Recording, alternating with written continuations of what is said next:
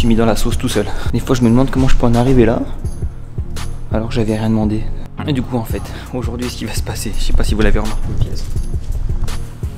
Vous savez c'est quoi ça? Bah pour ceux qui le savent pas, elle ne possède pas la direction assistée. Et vu que moi cette voiture je ne la prends plus malheureusement parce que j'ai celle-là qui me prend pas mal de temps. Du coup j'aurais bien aimé que ma copine puisse conduire la Civic. Malheureusement elle a un peu peur de l'abîmer et surtout en se garant vu qu'elle n'a pas la direction assistée. Et je vous garantis que pour une direction non assistée elle reste assez dure parce qu'elle est assez rabaissée et elle a des jantes un peu larges. Du coup tout de suite ça devient beaucoup plus compliqué. Du coup je vais changer la crémaillère, mais pas seulement parce que c'est pas adaptable bien sûr. Il faut changer aussi le berceau. Il faut tomber les bras, il faut tomber la ligne, la tringlerie, il faut tout tomber. Et je vous vois venir les mecs, oui mais nous on cherche des directions non assistées, pourquoi tu fais ça, pour la piste c'est mieux. J'ai une tête à faire de la piste. J'ai réellement une tête à faire de la piste. Non, je crois pas, non.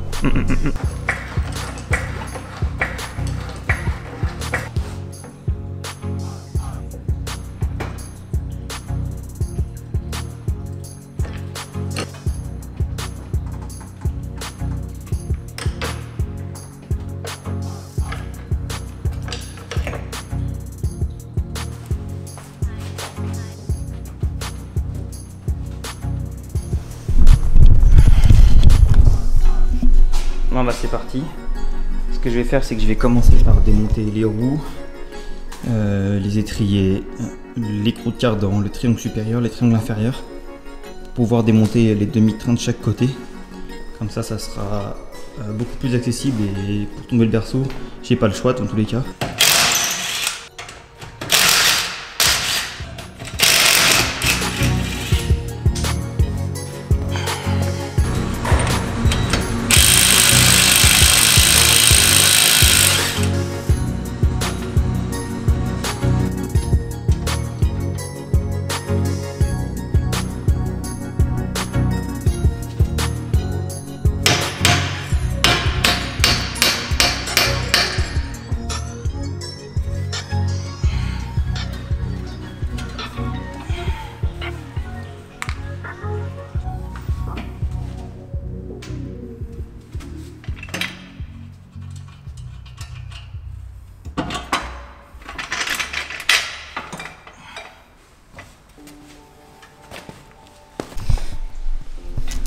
En vrai ça se fait, en un quart d'heure, parce que je fais vraiment attention à rien abîmer, tout se fait.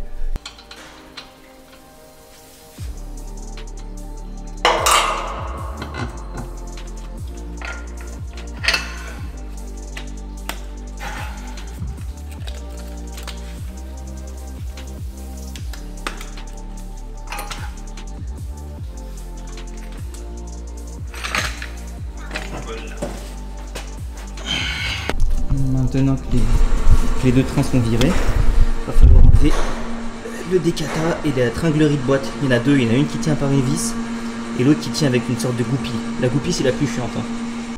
Pour tous ceux qui ont une Civic, vous connaissez ça. Vous savez d'où elle vient.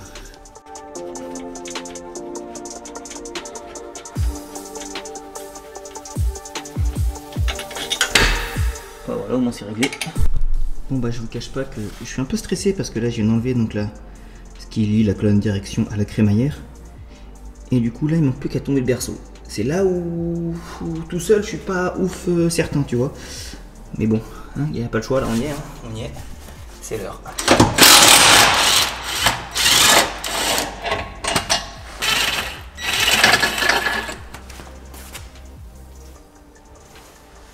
Je suis trop un boulet, j'ai oublié qu'il faut enlever le support moteur avant. Bon bien je viens de le revisser le berceau. Déjà on voit qu'il bouge mais faut que j'enlève le cric. Hop. Et que j'enlève le support moteur, enfin l'anti-couple arrière. Que je dévisse de la voiture. Et après ça sera bon. On se retrouve juste après.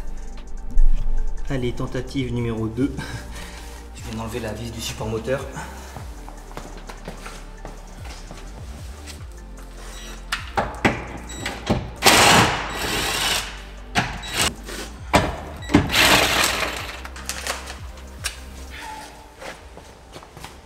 commencer à descendre doucement.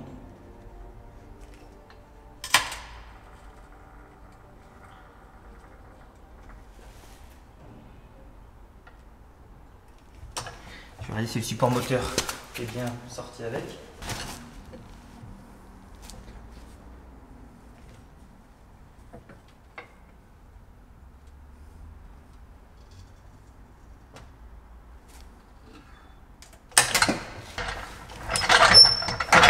Voilà, comme ça.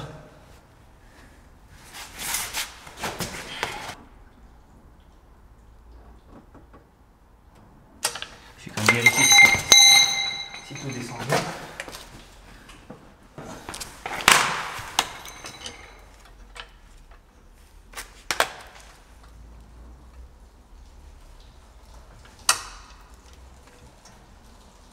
Bon ben il y a la ligne d'échappement qui va casser les couilles.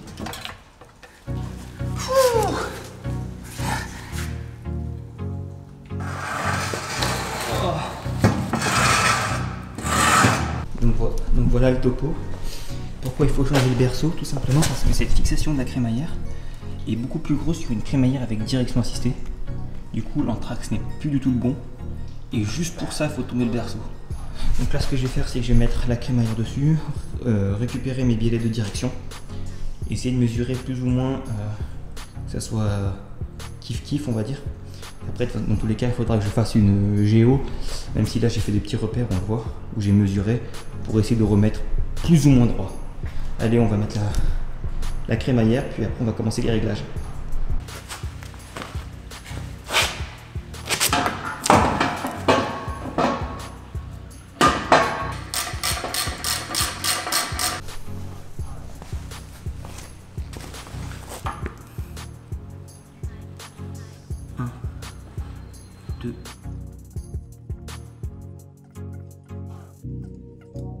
Alors petit topo, j'ai réglé à peu près les biellets de direction, j'ai échangé mon support moteur, j'ai remis le nouveau joint, les deux vis là-bas, et puis maintenant, plus qu'à aller le remonter là-dessous. On va s'amuser. Allez, c'est parti.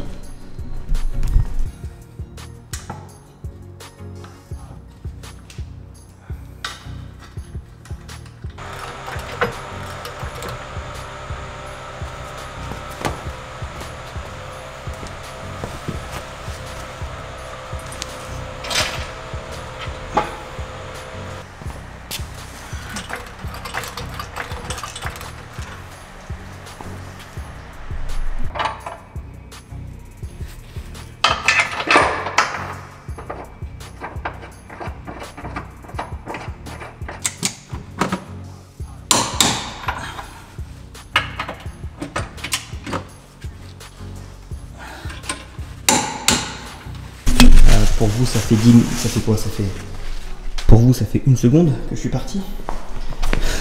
Pour moi ça fait 2 heures. 2 heures dans laquelle j'ai galéré, mais quand je vous dis galérer, à mettre, je sais pas si on va bien voir, à installer les durites, voilà les durites, toutes là, toutes ces durites là, qui viennent là et qui vont jusqu'au bocal. 2 heures. 2 heures pour les faire passer et les visser, parce que l'accès est petit on va dire, ouais, pour pas dire autre chose. Je viens d'installer le bocal avec les durites, les fixations, la pompe avec le support moteur. Je vais maintenant mettre la poulie, parce que c'est une poulie double voie, enfin triple voie. Là on doit être encore 1 heure après, alors ce que j'ai fait. Et puis j'ai plus de lumière, alors c'est un peu merdique. La pompe de direction, elle est installée, ça je l'ai peut-être dit avant. J'ai installé les 2 courroies et j'ai changé la poulie. Voilà. J'ai remis la tringlerie rigide, celle qui bouge pas, et le décata. Et du coup, bah là, je suis en train de remonter les trains. Donc là, j'ai quasiment fini celui de droite et je vais après attaquer celui de gauche. Et puis après, on pourra faire les tests. Là actuellement j'ai commencé à 10 h sur la vidéo et il est actuellement presque 18 h. Ça je tiens à le préciser. C'est qu'en vidéo c'est tellement, ça paraît tellement tout plus simple. Je sais même plus parler.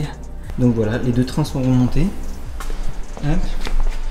Les disques enfin le disque, non, les étriers. Bien sûr, tout est serré au couple. Voilà de quoi il faut remplir le liquide de direction. Donc c'est du PSF, Power Steering Fluid de chez Honda. Je me suis renseigné, bien sûr, il n'y a que ce modèle-là d'huile qui se met dans les bocals de direction Honda. Donc n'essayez pas avec une autre huile, ça ne servira à rien, vous allez tout abîmer. Directement avec cette huile-là.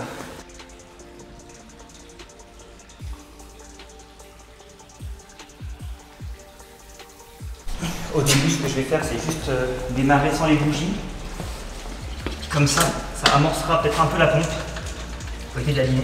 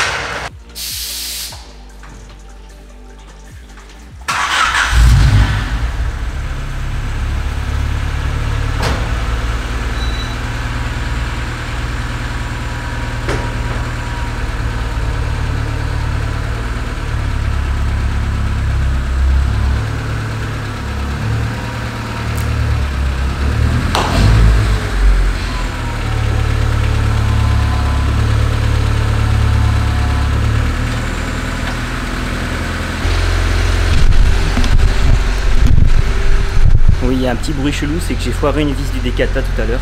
Du coup, elle se balade, j'arrive pas à la visser. Ça sera juste un petit truc à changer demain. Et voilà. Bon, c'était pas un tuto, c'était juste une vidéo pour vous montrer mes péripéties. Sur ce, on se dit à la prochaine. Moi, je vais aller me laver, j'en peux plus. Ciao. Et on n'oublie jamais les poteaux. Sans Jordan, ça n'aurait pas été possible. Encore merci à toi, parce que là... ça a été beaucoup plus simple que prévu du coup, même si j'ai galéré. Mais c'est pour vous dire, il a scotché chaque vis à son emplacement. Toutes les vis étaient référencées quasiment dans leur trou. Le berceau, tout allait bien. Il n'y a aucune vis de rouillé, rien. Merci encore, cœur sur toi. Peace.